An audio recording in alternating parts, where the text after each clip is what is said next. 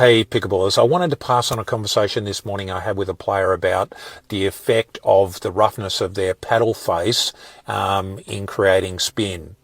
So perhaps if I just quickly explain how spin works.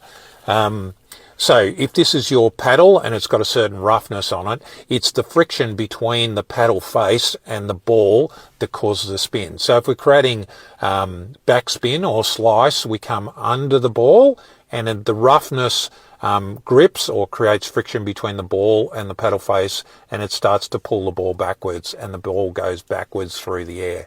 That's slice. If we want to create topspin, we come at the back of the ball and over the ball, and the friction forces the ball to rotate forward, and that's topspin. Most paddles these days have a roughened surface.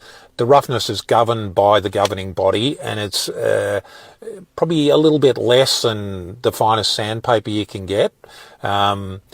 If you could just put any roughness on and you had super rough sandpaper type surface, you could spin the hell out of that ball and the ball would probably be unreturnable. But you can optimize the roughness.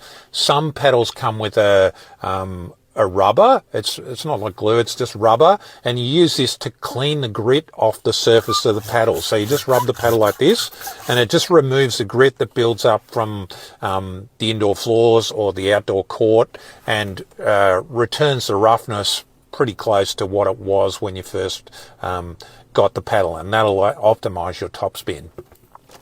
Importantly, you can still create spin with a shiny surfaced paddle, but you have to work harder through technique and effort to create the spin.